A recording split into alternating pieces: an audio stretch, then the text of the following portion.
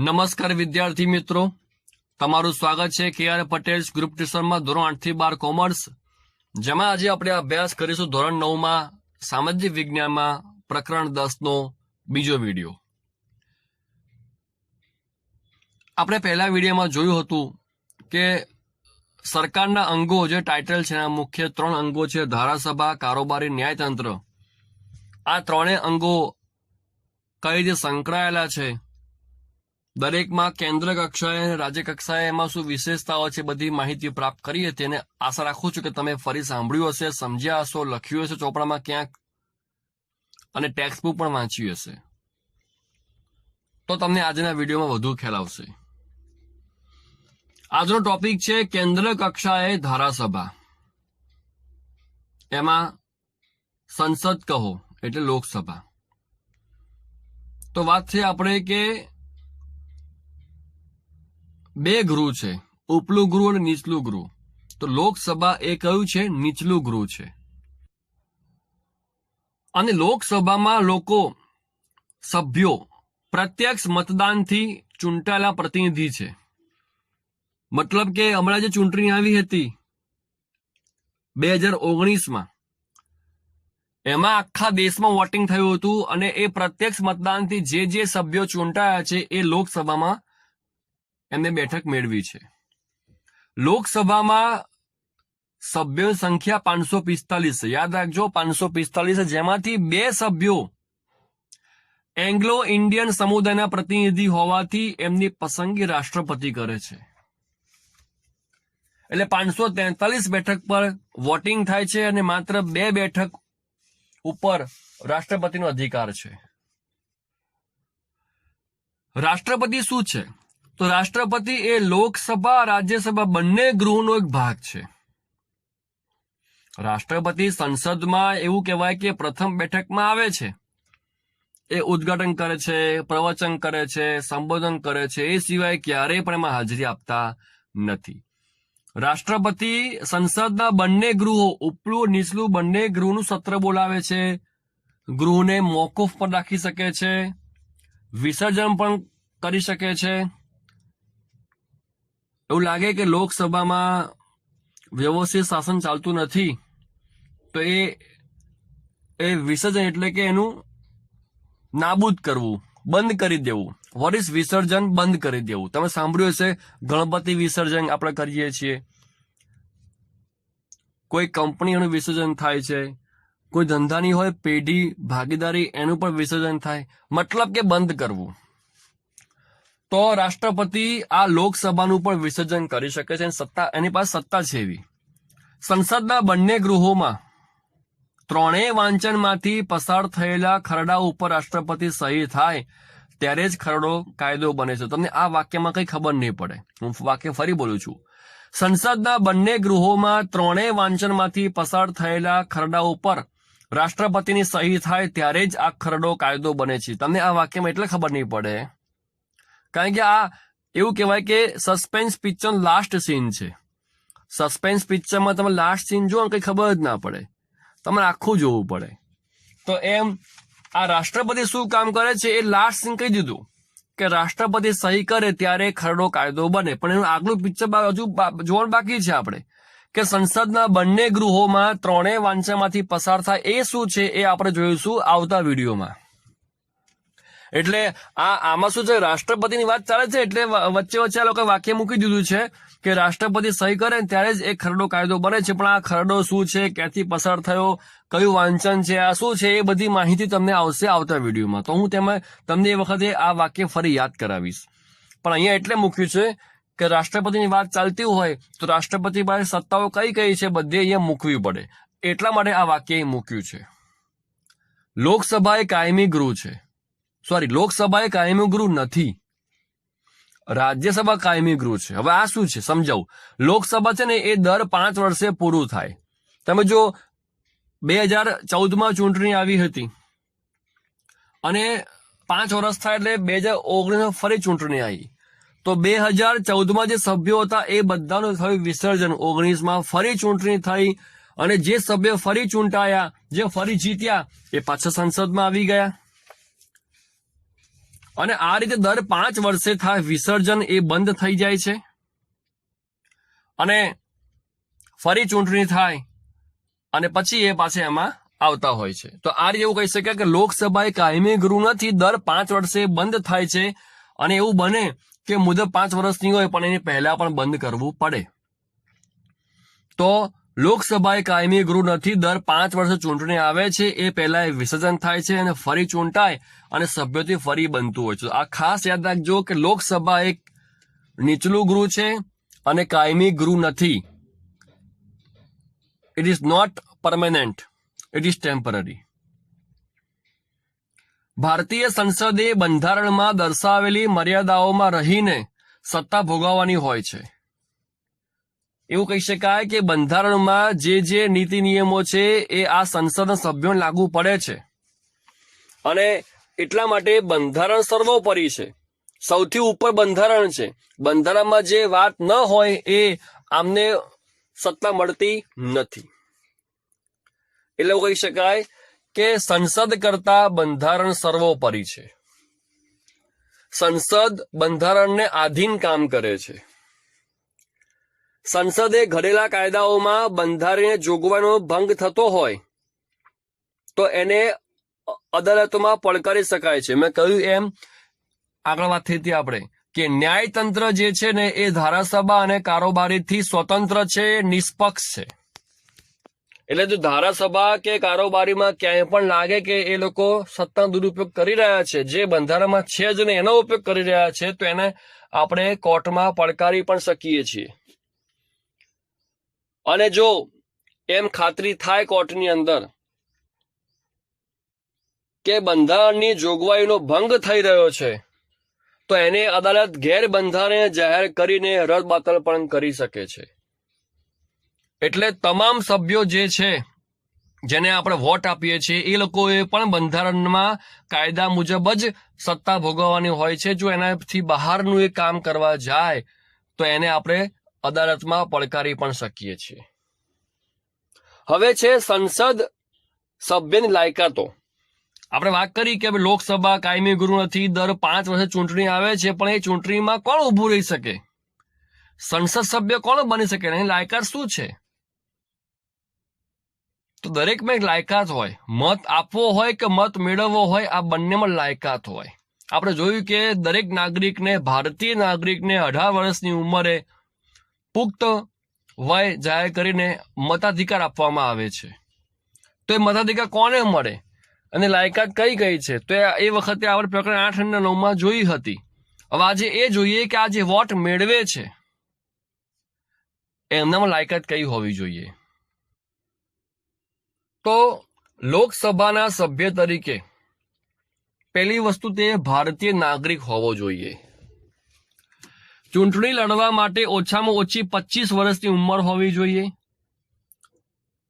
અને સંસદે નક્કી કરેલ લાયકાત એનામાં હોવી જોઈએ, પણ તે નાદાર ન હોવો જોઈએ, માનસિક અસ્થિર કે માનસિક બીમાર ન હોવો જોઈએ, તે કોઈ પણ સરકારમાં, કેન્દ્ર કે રાજ્ય સરકારમાં હોદ્દેદાર ન હોવો જોઈએ, સક્ષમ અદાલત દ્વારા એ ગુનેગાર જાહેર થયેલો હોય તો એ લાયક નથી. મતલબ કે ગુનેગાર જાહેર ન થયો હોય એવી વ્યક્તિ જ સંસદમાં ઉમેદવારી કરી શકે છે.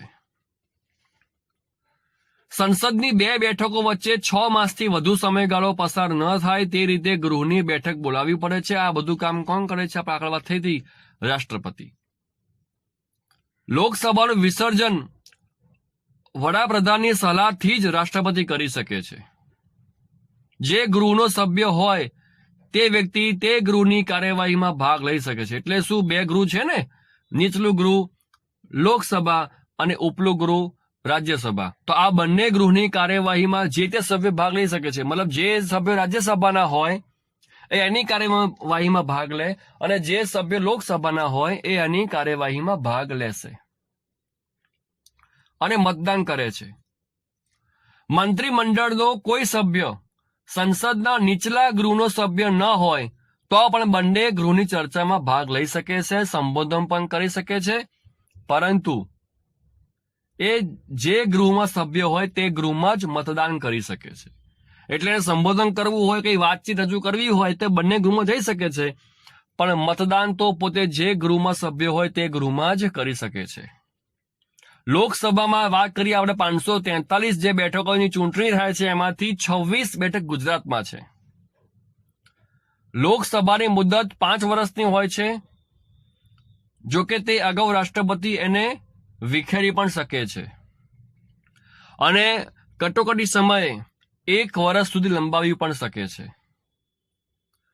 રાષ્ટ્રપતિ જો વિસર્જન કરી દે લોકસભાનું તો કોઈ પણ એને કોઈ પણ અદાલતમાં પડકારી શકતું નથી. રાષ્ટ્રપતિને યોગ્ય લાગે કે અત્યારે વિસર્જન કરવા જેવું છે તો એ કરી શકે, એની પાસે સત્તા છે અને આ નિર્ણયને કોઈ પણ અદાલતમાં પડકારી શકાતું નથી. તો યાદ રાખજો કે લોકસભાની 545 બેઠકમાંથી 2 બેઠકની પસંદગી રાષ્ટ્રપતિ કરે છે અને એમાંથી 26 બેઠક ગુજરાતમાં છે. હવે છે કોરમ. આ કોરમ એટલે શું? તો કોરમ એટલે ગૃહની કાર્યસાધક સંખ્યા. એટલે ગૃહનું કામકાજ કરવા માટે, એ કામકાજ કોઈ પણ કાર્ય હોય ચાલુ રાખવા માટે કુલ સભ્યોમાંથી હાજર સભ્યોની સંખ્યા. એવું બને કે જે સભ્યો બધા હાજર ન પણ રહે તો પછી કામ થાય કઈ રીતે? તો લોકસભાના કુલ સભ્યો 545 જે છે એમાંથી 10મા ભાગના એટલે કે 55 સભ્યોની હાજરી જરૂરી ગણાય.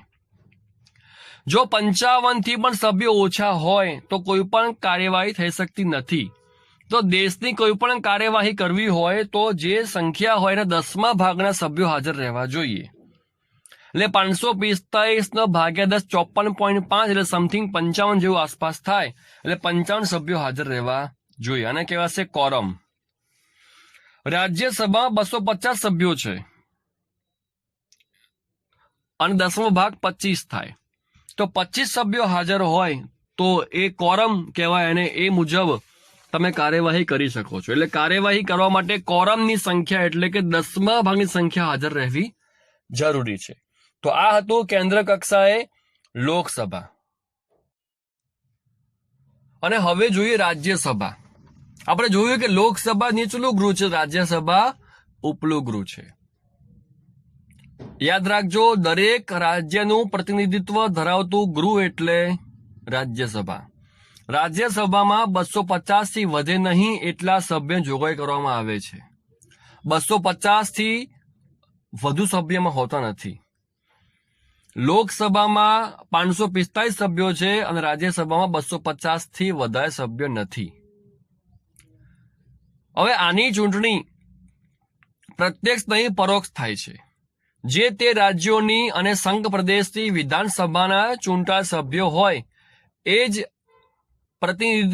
પ્રતિનિધિત્વ રીતથી ચૂંટવામાં આવે છે. મતલબ કે એમાં સામાન્ય નાગરિક વોટ આપી શકતો નથી. યાદ રાખજો, લોકસભાની ચૂંટણીમાં કે રાજ્યમાં ચૂંટણી, વિધાનસભાની ચૂંટણી હોય, આ બંનેમાં આપણે વોટ આપી શકીએ છીએ. એટલે કેન્દ્રમાં લોકસભા અને રાજ્યમાં વિધાનસભાની ચૂંટણી જ્યારે આવે છે એમાં આપણે વોટ આપી શકીએ છીએ, પણ રાજ્યસભામાં જે ચૂંટણી આવે છે એમાં આપણે વોટ આપી શકતા નથી. માટે એને પરોક્ષ રીત કહેવાય છે. રાજ્યસભાના ચૂંટાયેલા સભ્ય સંખ્યા 238 છે. 250 માંથી 238 છે અને બાકીને વધે 12. એ બાકીના 12 સભ્યો રાષ્ટ્રપતિ પોતે સભ્ય નિયુક્ત કરે છે, પસંદ કરે છે. જેમાં સાહિત્ય, વિજ્ઞાન, કલા, સાંસ્કૃતિક, રમત ગમત અને સમાજ સેવાના ક્ષેત્રમાં વિશેષ જ્ઞાન હોય અથવા વ્યવહારુ જ્ઞાન ધરાવતા વ્યક્તિને એ પસંદ કરે છે. અને કોઈ વ્યક્તિ એક સાથે બંને ગૃહના સભ્ય રહી શકતી નથી, કાં લોકસભામાં હોય અને કાં તો રાજ્યસભામાં હોય. તો યાદ રાખજો, રાજ્યસભાની ચૂંટણી પ્રત્યક્ષ નહીં પરોક્ષ હોય છે. 250 સભ્યો હોય છે, એ ઉપલું ગૃહ છે. 250 માંથી 238 સભ્યો એની ચૂંટણી થાય છે પરોક્ષ રીતે. બાકીના 12 સભ્યોની પસંદગી રાષ્ટ્રપતિ કરે છે. અને એમાં કેવા ગુણ હોવા જોઈએ? તો કે સાહિત્ય, વિજ્ઞાન, કલા, સાંસ્કૃતિક, રમત ગમત અને સમાજ સેવાનું વિશેષ જ્ઞાન અને વ્યવહારુ અનુભવ હોય એ વ્યક્તિ હોવા જોઈએ. અને કોઈ એક વ્યક્તિ બંને ગૃહમાં રહી શકતી નથી. અને હવે જોઈએ લાયકાત. રાજ્યસભાના સભ્ય થવા માટે લાયકાત શું હોવી જોઈએ? તો કે એ ભારતીય નાગરિક હોવી જોઈએ, લોકસભાની જેમ જ. અને એની ઉંમર 30 વર્ષથી વધુ હોવી જોઈએ. આપણે શું શીખ્યા લોકસભામાં? કે લોકસભામાં ઉંમર 25 થી વધુ હોવી જોઈએ અને રાજ્યસભામાં ઉંમર 30 થી વધુ હોવી જોઈએ.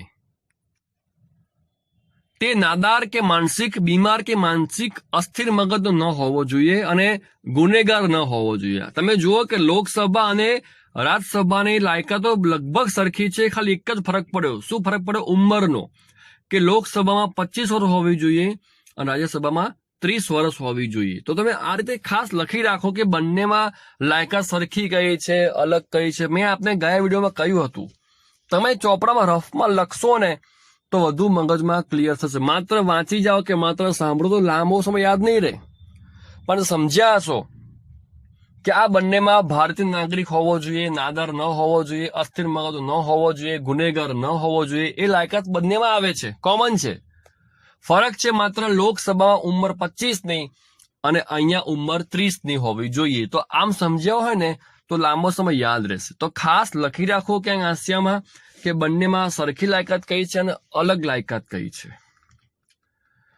સરકારી સંસ્થાઓમાં સવેતન કે નફાકારક કોઈ પણ હોદ્દો ધરાવતો હોવો જોઈએ નહીં. જો આ લાયકાત પણ લોકસભામાં હતી. રાજ્યસભામાં ગુજરાતને 11 બેઠક ફાળવવામાં આવી છે, 11. જેમ લોકસભામાં 545 માંથી 26 બેઠક ગુજરાતમાં છે, એમ રાજ્યસભામાં 250 માંથી 11 બેઠક ગુજરાતમાં છે. યાદ રાખજો, લોકસભા એ કાયમી ગૃહ નથી. એ વાત થઈ આપણે દર 5 વર્ષે બંધ થાય છે અને ફરી ચૂંટાય છે, જ્યારે રાજ્યસભા એ કાયમી ગૃહ છે. કોઈ દિવસ આ ગૃહનું વિસર્જન થતું નથી. સમજો કઈ રીતે? તમને એમ થાય કે ચૂંટણી બંનેમાં આવે છે તો લોકસભા બંધ થતી હોય, એ કાયમી ગૃહ ન હોય, તો આ કાયમી ગૃહ કેમ છે? સમજાવું છું. લોકસભામાં જેટલા પણ સભ્યો હોય એ બધા સભ્યો એક સાથે એનું વિસર્જન થાય છે, એની ચૂંટણી આવે છે, એટલે એનું વિસર્જન થાય છે. એ કાયમી ગૃહ નથી. એ દર 5 વર્ષે બંધ થાય છે. જ્યારે રાજ્યસભામાં ચૂંટણી આવે છે તો આ ગૃહ કેમ બંધ ના થાય? એનું કારણ એક જ છે કે લોકસભામાં બધા સભ્યો સાથે ચૂંટાય છે, એટલે એક સાથે એ ગૃહ બંધ થઈ જાય છે. રાજ્યસભામાં બધા સભ્યોની ચૂંટણી એક સાથે નથી આવતી. દર બીજા વર્ષે ત્રીજા ભાગના સભ્યો નિવૃત્ત થાય છે. સમજો કે કોઈ ક્લાસ છે, હવે એ ક્લાસમાંથી બધા જ વિદ્યાર્થીઓ બહાર નીકળી જાય તો શું કહેવાય? ક્લાસનું વિસર્જન થઈ ગયું, ક્લાસ બંધ થઈ ગયો.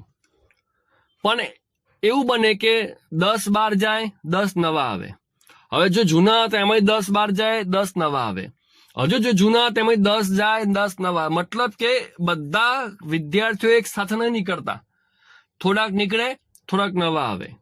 જે જૂના હોય એમાંય થોડા બહાર જાય અને થોડા નવા આવે. આમ આખો ક્લાસ એક સાથે બંધ થતો નથી. તો રાજ્યસભામાં બધા સભ્યો એક સાથે નિવૃત્ત થતા નથી. દર બીજા વર્ષે ત્રીજા ભાગની સંખ્યા જેટલા સભ્યો નિવૃત્ત થાય છે, એમની ચૂંટણી થાય છે. તો આ રીતે ગૃહ બાકી સભ્યોથી ભરેલું હોય છે. એટલા માટે કહી શકાય કે રાજ્યસભા એ કાયમી ગૃહ છે, એનું વિસર્જન થતું નથી, કારણ કે એના બધા સભ્યો એક સાથે નિવૃત્ત થતા નથી. દર 2 વર્ષે ત્રીજા ભાગની સંખ્યા જેટલા સભ્યો નિવૃત્ત થાય છે અને બાકી સભ્યો ગૃહમાં હોય છે. અને માટે એવું કહી શકાય કે રાજ્યસભા એ કાયમી ગૃહ છે. અને જેટલા સભ્યો નિવૃત્ત થાય એમની ચૂંટણી કરવામાં આવે છે. આમ રાજ્યસભાના સભ્યો વધુમાં વધુ 6 વર્ષ માટે એ સભ્ય રહી શકે છે અને ફરીથી ચૂંટણી આવે તો ફરીથી ચૂંટાઈ પણ શકે છે. તો આ રીતે રાજ્યસભા અને લોકસભાની આપણે લાયકાત જોઈ. સંસદના બંને ગૃહોના સામાન્ય રીતે વર્ષમાં 3 સત્ર મળે છે. 3 સત્ર. એક અંદાજપત્ર સત્ર, એક ચોમાસુ સત્ર અને એક શિયાળુ સત્ર. અંદાજપત્ર, ચોમાસુ અને શિયાળુ સત્ર. ભારતના ઉપરાષ્ટ્રપતિ હોદ્દાની રૂએ રાજ્યસભાના ચેરમેન એટલે કે સભાપતિ છે, જ્યારે ઉપસભાપતિની ચૂંટણી રાજ્યસભાના સભ્યો પોતાનામાંથી કરે છે. રાજ્યસભાના પ્રથમ ચેરમેન કોણ હતા? ડોક્ટર સર્વપલ્લી રાધાકૃષ્ણન હતા. યાદ રાખજો, રાજ્યસભાના પ્રથમ ચેરમેન એટલે કે સભાપતિ. What is chairman? સભાપતિ. કોણ હતા? પહેલા ડોક્ટર સર્વપલ્લી રાધાકૃષ્ણન. તો આ રીતે સભાપતિ અને ઉપસભાપતિની ચૂંટણી એટલે કે એની નિમણૂક થાય છે. હવે લોકસભાના સ્પીકર એટલે કે અધ્યક્ષ કોણ છે, એનું શું કામગીરી હોય છે, એ બધી સમજીશું આપણે આવતા વિડીયોમાં. આજે આપણે વિસ્તૃતમાં સમજ્યા છે કે લોકસભા અને રાજ્યસભા શું છે, એ બંનેમાં ચૂંટણી કેમ થાય, બેઠક કેટલી હોય, એમાંથી રાષ્ટ્રપતિ પાસે કેટલી બેઠક છે, ગુજરાતમાં એની કેટલી ફાળવણી છે, ચૂંટણી થાય કઈ રીતે, કયું ઉપલું ગૃહ, કયું નીચલું ગૃહ, કયું કાયમી ગૃહ નથી, કઈ કાયમી ગૃહ છે, એની વોટિંગ કઈ રીતે થાય, સભ્યો નિવૃત્ત કેટલા થાય, વિસર્જન કેમ થાય, એ કોણ કરી શકે, એ બધી માહિતી આપણે આ વિડીયોમાં પ્રાપ્ત કરી છે. હવે નેક્સ્ટ વિડીયોમાં જોઈશું આપણે લોકસભાના સ્પીકર અધ્યક્ષ શું કામ કરે છે. જો આ ચેપ્ટર સરળ પણ છે, પણ જો આપ ન સમજો તો અઘરું પણ લાગે. એટલા માટે મેં તમને પહેલા વિડીયોમાં બધી માહિતી ડિટેલમાં આપી હતી કે દરેક શબ્દનો શું અર્થ થાય છે અને આપણા પાઠમાં શું ભણવાનું છે. તો તમે આજનો વિડીયો પણ ફરી સાંભળજો અને ટેક્સ્ટ બુકનું પાન નંબર 74 આખું રીડિંગ તમે ફરી કરી જજો. જેટલું આપ લખશો રફ કામમાં, જેટલું લખીને સમજશો, જેટલું બધું અલગ કરશો ને, એટલું મગજમાં આપનું ક્લિયર થશે. તો પહેલા 2 વિડીયો ફરી સાંભળજો, અથવા તો એવો સમય ન હોય તો પાન નંબર 73 ને 74 ફરી ધ્યાનથી વાંચી જજો અને તો આપને આ કન્સેપ્ટ ક્લિયર થશે. હવે મળીશું આપણે આવતા વિડીયોમાં. આવજો.